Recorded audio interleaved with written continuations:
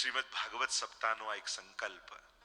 જો આપણે ત્યાં અનેક પ્રકારના પુણ્ય કાર્યો કહ્યા છે, વૈષ્ણવી જીવનના અનેક પ્રકારના સત્કાર્યો કહેવામાં આવ્યા છે, અને સમસ્ત સત્કાર્યોનું સિરમોર કોઈ શિખર હોય ને તે શ્રીમદ ભાગવત સપ્તાહ છે.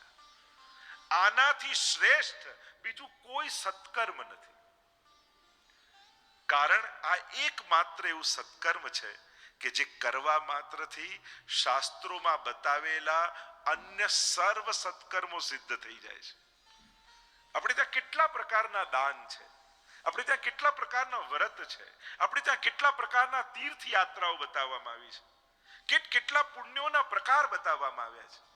પણ કહેવાય કે જીવનમાં કોઈ એક ભાગવત કથા કરે ને તો એને આ સમસ્ત સત્કર્મોનું પુણ્ય સહજમાં મળી જાય છે. કેટલી તીર્થ યાત્રા આપણા ભારત વર્ષની, કેટલા તીર્થો છે. એમ થાય કે બધા તીર્થોની યાત્રા કરવા જઈએ તો આખું જીવન ઓછું પડી જાય. પણ એકવાર ભાગવતની પરિક્રમા કરી લો ને તો ભારતના સકલ તીર્થોની યાત્રા તમારે થઈ જાય. પ્રભુના 24 અવતારો, અને એવા તો અનંત અવતારો.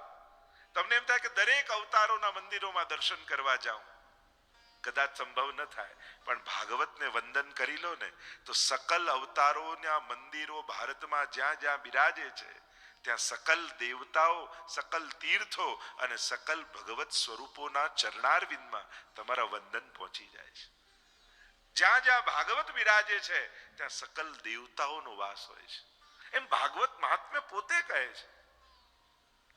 આ એક સત્કર્મ એવું છે કે વૈષ્ણવી જીવનનું શિરમોર સત્કર્મ કહેવાય કે દરેક વૈષ્ણવના જીવનમાં એક મનોરથ તો ચોક્કસ હોય કે ઠાકોરજી કરે ને તો એકવાર ભાગવત કથા કરવી છે.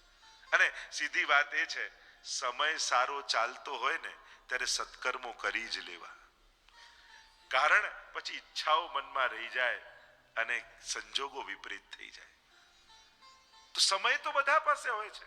એક વસ્તુ યાદ રાખો, સમય બધા પાસે હોય છે પણ અવસરો બધા પાસે નથી આવતા હોતા. આ 24 કલાક બધા પાસે છે પણ દરેકના 24 કલાક અવસર નથી બનતા, ઉત્સવ નથી બનતા.